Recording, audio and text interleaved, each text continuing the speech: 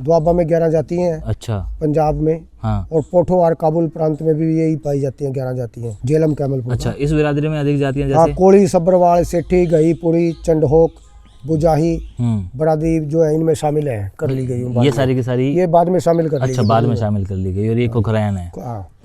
मतलब ये खोखर जो जाति है वो भी क्षत्रिय थी। और खोखर गांव से उनकी उत्पत्ति हुई थी। तो इसलिए जो वो भी एक अटक के पास एक गांव है, वहां से जो निकास है इनका, इसीलिए खोखरायन कहते हैं। खोखर से खुखरैन बन गए, इसके लिए खोखरायन कहने लग गए इनको। जैसे पंजाब में, पाकिस्तान के इलाके में अरोड़ा एक जाति है।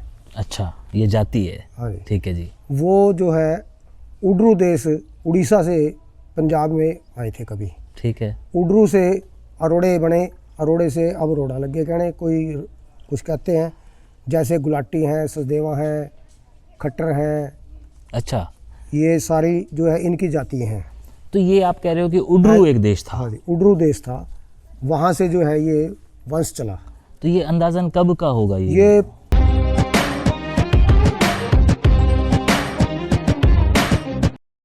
नमस्कार जी, आज मैं हूँ पेवा और जिनके साथ हूँ आप इन्हें पहले भी मिल चुके हैं। ये हैं विनोद कुमार पंचोली जी। ये पेवा में होते हैं। ये मैं कैसे डिस्क्राइब करूं कि आपका जो पेशा है, आपका जो कारोबार है वो क्या है? पहले तो आप ये बताएं। मैं विनोद कुमार सरस्वती तीर्थ के ऊपर पुरोहित का काम करता हूं जी। तो हमारे यहाँ जो है तीर्थ यात्री आते हैं, उनका हम रिकॉर्ड रखते हैं, जो लगभग हमारे पास 200-250 साल का है। अब मैं आपसे पहले जब आया था तो हमने किसी एक व्यक्ति विशेष के बारे में बात की थी, लेकिन आज जब मैं आपके पास आया तो आपने मुझे छेड़ दिया कि अरोड़े ये होते हैं, खत्री ये होते हैं, खुखरैन ये होते हैं। तो मैं खुखरैन बिरादरी के कुछ लोगों से मिला हूँ, तो मैं पहले तो ये समझना चाहता हूँ कि ये जो बिरादरियाँ, गोत, जाति, इनके अंदर क्या डिफरेंस है? पहले तो एक बार आप वो बताएं मेरे को। जातिवाद जो है हमारा पुराना है।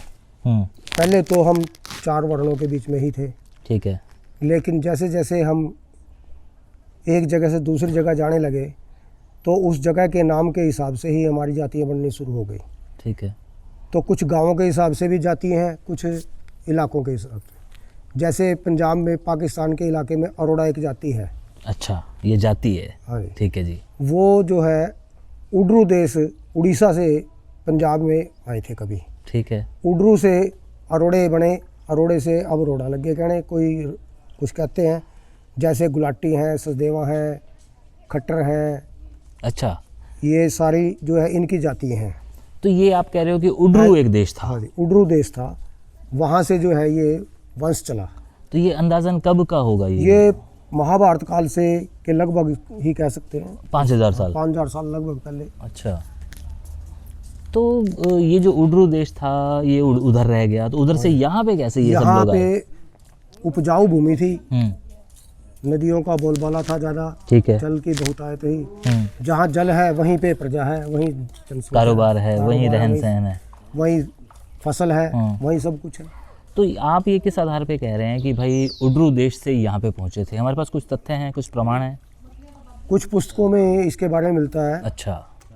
जैसे एक जाति भास्कर है, उसके बीच में जो इनके बारे में लिखा है। अच्छा। कि खत्री जो है महाराष्ट्र से आए। ठीक है। और जो अरोड़े हैं वो उड्रू देश से आए। उड्रू देश से आए। अच्छा। और लोबाणे जो है वो भी गुजरात से आए, और उन्होंने पाकिस्तान के इलाके में, पंजाब में ही भी गुजरात बसाया।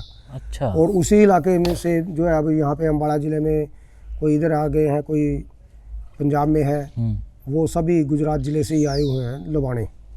वो भी उधर गुजरात स्टेट से आए थे, सौराष्ट्र से। ठीक है। आज हम अरोड़ा और खत्री को तो बाद में करेंगे, पहले मैं जानना चाहूँगा आपसे खुखरैन बिरादरी के बारे में। ये किस तरह की है, ये कौन लोग हैं, इनके अंदर कितनी जातियाँ हैं, कितने गोत्र हैं, वो एक बार अगर आप बता पाएँ तो।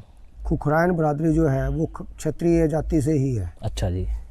जो 5 जातियाँ हैं इनकी, वो खुखरैन कहलाते हैं। तो 5 कौन कौन सी हुई? 5 जो जातियाँ हैं वो चड्डा है, साणी है, आनंद, भसीण और सूरी। अच्छा। ये 5 जातियाँ जो है खुखरैन बिरादरी है। और इनके गोत्र का जिक्र यहाँ? चड्डा और साणी का जो गोत्र है वो वत्स गोत्र है। अच्छा। उनका ऋषि वत्स है। ठीक है। आनंद और भसीन का कश्यप गोत्र है। ठीक है। और सूर्य का जो है वो भार्गव गोत्र है। ठीक है। वो भार्गव वंश के हैं। ठीक है। भार्गव वंश जो है परशुराम जी का गोत्र भी भार्गव है। अच्छा। परशुराम जी ने जब क्षत्रियों का है वंश का नाश किया तो उसके बीच में से जो है ये 5 ही उनके बच्चे बचे थे जो किसी ऋषि के पास रह रहे थे। तो उन्होंने जो है उनको अपना अपना गोत्र दिया। अच्छा, तो ये जो खुखरायन है इसके बारे में यहाँ जो ये लिखा ये हुआ है, आगे भी लिखते हैं कि खुखरायन के बीच में जो है एक बार 8 जाति होगी, फिर 10 जाति होगी, बाद में 11 होगी। अच्छा। अलग अलग समय में अलग अलग बढ़ोतरी होती रही। जैसे जैसे रोटी और बेटी का रिश्ता होता है वही भाईचारा होता है। तो भाईचारे के बीच में जब वृद्धि होती है तो ऐसे ही होती है, जिससे बेटी का और रोटी का रिश्ता हो तो वही फिर बिरादरी में आ जाते हैं। ठीक है। इसके अंदर मैंने पढ़ पा रहा हूँ कि 11 जातियों का जिक्र है। दुआबा में 11 जाति हैं। अच्छा। पंजाब में। हाँ। और पोठोहार काबुल प्रांत में भी यही पाई जाती हैं 11 जाति हैं। और धन्नी प्रांत कौन सा हुआ? धन्नी प्रांत। है, अच्छा। धन्नी जो ये जो है कैमलपुर का इलाका है। अच्छा अच्छा। धन्नी जेलम कैमलपुर। अच्छा, इस बिरादरी में अधिक जातियां हाँ, जैसे कोली, सब्रवाल, सेठी, गहीपुरी, चंडहोक, बुजाही बरादरी जो है इनमें शामिल है, कर ली गई। ये सारी की सारी ये बाद में शामिल कर ली। अच्छा, बाद में शामिल कर ली गई। और ये खुखरायन है। मतलब ये खोखर जो जाति है वो भी क्षत्रिय थी और खोखर गांव से उनकी उत्पत्ति हुई थी। तो इसलिए जो वो भी एक अटक के पास एक गांव है वहां से जो निकास है इनका, इसीलिए खोखरायन कहते हैं। खोखर से खुखरायन बन गए, इसके लिए खोखरायन कहने लग गए इनको। अच्छा। इनके जो पुरोहित हैं वो मोयाल ब्राह्मण है। अच्छा जी। और पुरोहितों का और यजमानों का जो है एक ही गोत्र होता है। ठीक है। अच्छा, वाह। तो ये जो सारे थे, ये लोग जो वहाँ रहा करते, ये कहते हैं कि मेरे को लोग कहते हैं कि ये झेलम के किनारे रहा। झेलम के पास आसपास जो है। हाँ हाँ। झेलम और जो है नदी के दोनों तरफ किनारों पे जो है ये बरादरी रही। ठीक है। इसके बारे में कुछ और आप बता रहे थे? एक ये राजा के बारे में है, इसमें लिखा हुआ कि भेरे का एक जो राजा था खोखर। ठीक है। तो उसके जो है आगे जो है संतान जो हुई वो खुखरायन बरादरी ही बनी। बस ये इसके बारे में लिखा है। ठीक है। ये एक डिटेल दी हुई है कहानी के तौर पे। हाँ, ये कहानी के रूप में जो है यहाँ पे छापी गई है। कोई नहीं, मैं ये वाली कहानी भी आपको कभी ना कभी ज़रूर सुनाऊंगा। लेकिन ये जो था खुखरायन का जिक्र आता था बार बार अरोड़ों और खत्रियों के दरमियान। अच्छा, ये अरोड़ों और खत्रियों के बीच में कम क्यों है? मतलब इनकी 5 ही क्यों है? नहीं, खत्रियों में तो बहुत जाती है, लगभग 100 से ज़्यादा जाती हैं। हाँ हाँ। पर ये अपने अपने ग्रुप बनाए हुए हैं सभी ने। ठीक है। जैसे खुखरायन है ऐसे ही सरीण है। अच्छा। ऐसे ही बुजाही है। अलग अलग जो है ये जाती हैं। पहले पंजाती कहलाते थे, बाद में खुखरायन लग गए कहने। तो अब गांधी है जैसे जाति। हाँ। गांधी खत्री भी है, गांधी अरोड़े भी हैं। गंध से गांधी भी कहलाने लग गए। और गांधी भाटिये भी हैं। अच्छा। और गांधी महेश्वरी भी हैं बनी। अच्छा। और गांधी अरोड़े में भी तो है? हाँ, अरोड़े में भी है। हाँ। तो ये जो चीज़ है जो समझ नहीं आ पाती, ये कैसे? ये कोई गांव होगा गांधी जहाँ से सभी का निकास है, वैसे वैसे अपने जाति वहीं से बनी। अब खेड़वाड़ बनिए भी है। हाँ। खेड़वाड़ ब्राह्मण भी है। हाँ। वो खेड़वाड़ राजस्थान में एक गांव है, वहाँ से निकासी है उनकी, तो दोनों जाति हैं अलग अलग बनी। ठीक है। तो इसको कैसे समझा जाए? जैसे अब हमारे पास बुजुर्गों की किताबें हैं, आपने बताया कि भाई महाभारत काल से ये लोग कहीं ना कहीं इधर आ गए थे, तो इसको आज के समाज में पंजाब के बीच में एक बराड़ जाति है। हाँ है, जट सिद्धू है, बराड़ के जी जी जी, बराड़ है। ये बराड़ देश जो है वो उज्जैन का और नागपुर का इलाका जो है बराड़ देश है, मध्य प्रदेश और महाराष्ट्र में। अच्छा। तो वहाँ से जो है कभी इधर आए हैं तो वो बराड़ कहलाते हैं। कुछ बातें हैं जो हमेशा हमारे दिमाग में रहती हैं, जिसके कई बार हमें सवालों के जवाब नहीं मिल पाते हैं।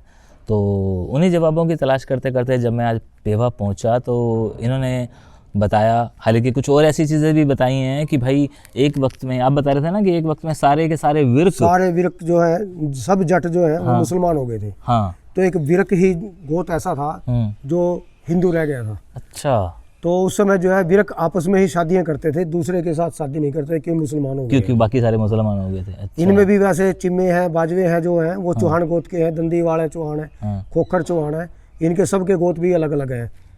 राजपूतों से जैसे गोत है इनके भी, तोमर है, जाट भी है और राजपूत भी है। तो ये दौर कौन सा होगा, औरंगजेब के टाइम का? नहीं, औरंगजेब के बाद का भी है, औरंगजेब से पहले का भी है, सभी है, गोत्र तो बदलते रहे हैं। तो ये जो वीडियो था छोटा सा था लेकिन मेरे लिए बड़ा महत्वपूर्ण था। मैं चाहता था कि पंचोली साहब से कुछ बातें जान लूं और आप तक पहुंचा दूं, क्योंकि उसके बाद आप भी मुझे कुछ बताएंगे, फिर मैं कुछ सवाल लेकर पंचोली जी के पास दोबारा आऊँगा और फिर तफसील से बात करूँगा। और ये जो किताब है, ये किताब इनके पास रहती है, बरसों से है, दुकान पे होती है, इससे ही ये बड़े सारे लोगों के सवालों के जवाब देते हैं। गोत्र पूछते हैं, आजकल गोत्र को सभी भूल गए हैं। हाँ, कि कौन किसका गोत्र है। अभी पीछे एक यात्री आए थे हमारे पास, उन्होंने स्वयं अपना सही गोत्र बताया, नहीं तो कोई आसानी से बताता नहीं। अच्छा, और ऐसा कौन सा गोत्र था कि उन्होंने? वो वत्स गोत्र के थे। अच्छा, और खत्री थे वो। अच्छा, जबकि जितने भी खत्री आते हैं वो सबसे पहले कौशली कहते हैं, कौशल या कश्यप? कौशल कहते हैं। अच्छा, खत्री जो है। अच्छा, अरोड़े जितने भी हैं वो कश्यप कहते हैं। ठीक है। अरोड़ों का एक ही गोत्र है कश्यप। अच्छा, खत्रियों के जो है उनके पुरोहितों के हिसाब से और ऋषियों के हिसाब से गोत्र है। अच्छा, ये एक नवा अध्याय शुरू कर दिया आपने। मतलब आपका कहने का ये है कि जितने भी अरोड़े हैं, अरोड़े उनका गोत्र एक है, ही सबका है। कश्यप गोत्र है। ठीक है। तो जनाब जी, यहाँ मेरा एक सवाल और आपका एक सवाल अधूरा रह जाता है कि अगर कश्यप ऋषि के संतान हम कहे जाते हैं तो बाकी के जो ऋषि हैं उनका क्या? तो वो वाला सवाल आप भी सवाल रखिए, अगले वीडियो में मैं उसका जवाब भी आपसे लेके दूंगा। शुक्रिया।